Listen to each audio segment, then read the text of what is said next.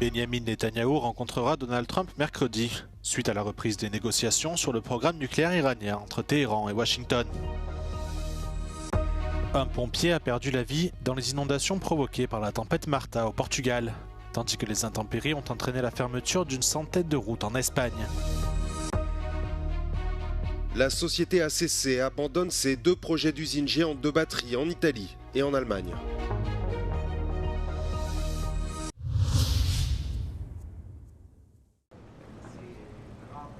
Benjamin Netanyahou rencontrera le président américain Donald Trump mercredi à Washington pour aborder les récentes négociations avec l'Iran sur son programme nucléaire. Le Premier ministre israélien exige que tout accord inclue la limitation du programme de missiles balistiques iranien et du soutien de Téhéran aux groupes armés dans la région. Des demandes auxquelles s'oppose fermement le ministre iranien des Affaires étrangères Abbas Araghchi.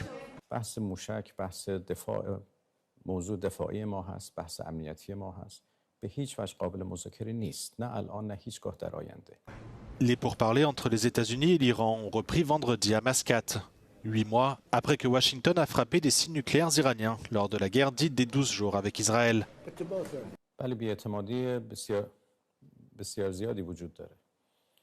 چگونه میشه اعتماد ایجاد کرد به نظر من کار آسانی نیست. البته این بی‌اعتمادی از طرف آمریکا ایجاد شده. در دور قبلی مذاکرات این ما نبودیم که وسط مذاکرات اقدام به تهاجم نظامی کردیم. Les États-Unis ont récemment envoyé leur porte-avions USS Abraham Lincoln et d'autres navires de guerre dans la région. En réponse, Téhéran a menacé de prendre pour cible les bases américaines si Washington attaquait de nouveau le territoire iranien. La justice iranienne a condamné la lauréate du prix Nobel de la paix, Narges Mohammadi, à 7 ans de prison supplémentaire après qu'elle a entamé une grève de la faim. Son avocat a confirmé que la sentence a été prononcée samedi et qu'elle comprend 6 ans de prison pour rassemblement et collusion et 18 mois pour propagande. La militante est également condamnée à 2 ans d'interdiction de voyager et à l'exil interne dans une ville située à plus de 700 km de la capitale. Narges Mohammadi avait déjà été condamné à près de 14 ans de prison pour d'autres chefs d'accusation. La militante avait bénéficié d'une libération temporaire pour raisons médicales avant d'être à nouveau arrêtée en décembre dernier. Cette nouvelle sentence intervient alors que la répression violente des récentes manifestations a fait des milliers de morts en Iran et au lendemain de la reprise des négociations sur le programme nucléaire du pays entre Téhéran et Washington.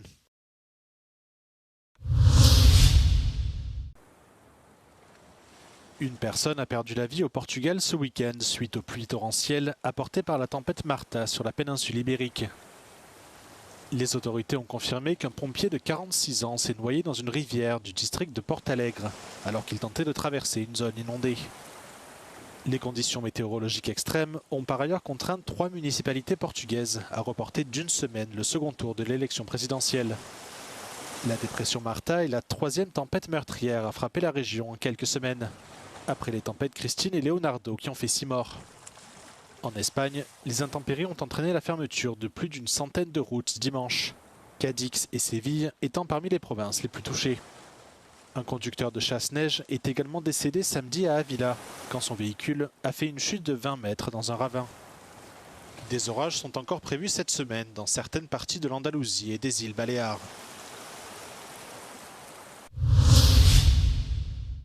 Le président américain Donald Trump a refusé de présenter ses excuses pour avoir publié vendredi une vidéo raciste représentant Barack et Michelle Obama.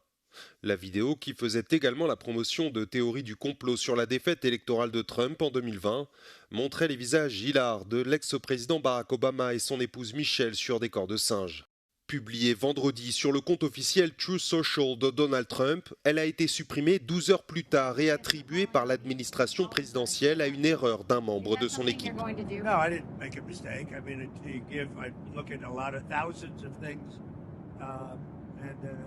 Il y a plusieurs années, Donald Trump avait mené une campagne raciste et complotiste contre Barack Obama, prétendant que le premier président afro-américain de l'histoire n'était pas né sur le sol national. L'individu soupçonné d'avoir tiré plusieurs coups de feu sur le chef adjoint des services de renseignement militaires russes vendredi à Moscou a été arrêté à Dubaï et remis à la Russie, ont annoncé ce dimanche les services de sécurité. Selon le FSB, le suspect est de nationalité russe. 2 autres complices ont été identifiés. L'un a été arrêté à Moscou, l'autre aurait fui en Ukraine. Vladimir Alexeev, qui a survécu à l'attaque, est le premier adjoint du chef du renseignement militaire russe, également chef de la délégation russe au pourparlers de paix avec l'Ukraine. Le chef de la diplomatie, Sergueï Lavrov, a accusé Kiev d'être responsable de la fusillade, qualifiée d'acte terroriste visant à faire échouer les négociations actuellement en cours sur une fin du conflit en Ukraine. Kiev n'a pas réagi dans l'immédiat à ces accusations.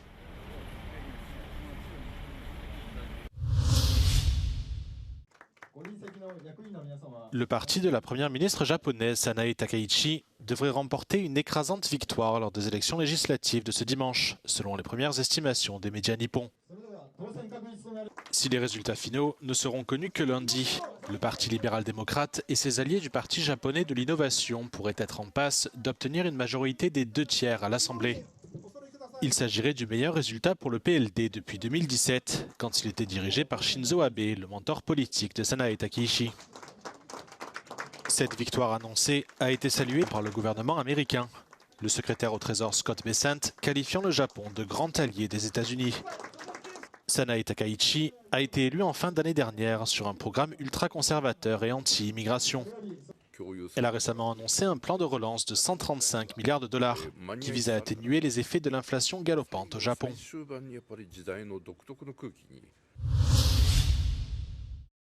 ACC, filiale de Stellantis, Total Energy et Mercedes-Benz, abandonnent ces 2 projets de construction d'usines géantes de batteries en Allemagne et en Italie, a déclaré samedi le syndicat italien des métallurgistes, UILM.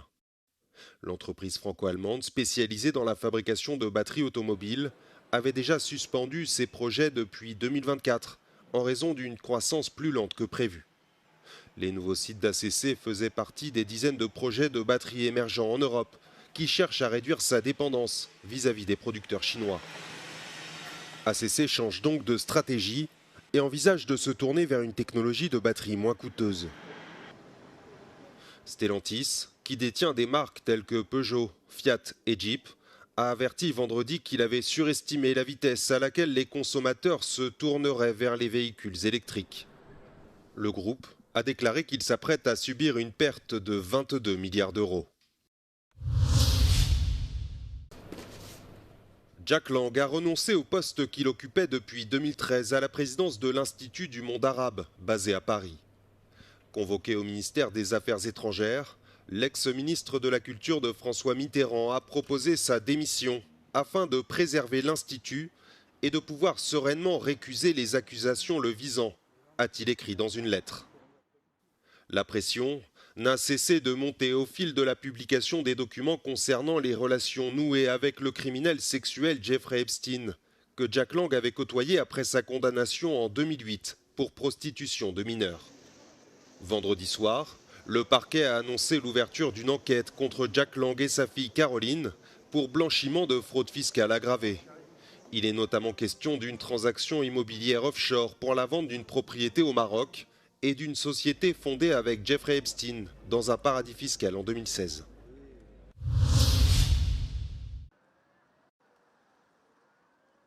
En Roumanie, des milliers d'enseignants et travailleurs du secteur de l'éducation sont descendus dans la rue pour protester contre les nouvelles mesures d'austérité adoptées par le gouvernement du Premier ministre Ilie Boloyan. Une première série de coupes budgétaires avait déjà été adoptée plus tôt cette année. Ces nouvelles mesures prévoient notamment une réduction de 10% des salaires des institutions publiques. Les syndicats menacent de se mettre en grève si ces coupes devaient être appliquées.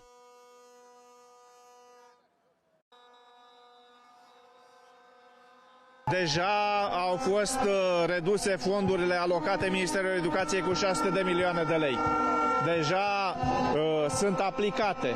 Pentru asta am ieșit în piață ca acel pachet de austeritate, pachetul 3, să nu poată fi pus în practică de guvernul Bolojan. Lipsa finanțării educației, continuă tăierile la educație, deși pentru a avea un viitor țara asta trebuie mai mulți bani băgați în educație. Niciodată nu au fost primiți banii care trebuie, se insistă cu tăierile la noi, cu reducerile de cheltuieli. Învățământul superior, alături de preuniversitar, anul trecut a făcut creștere creșterea normei, a luat niște măsuri și acum vine și spune că le e egal cu 0 și trebuie făcut din nou 10%.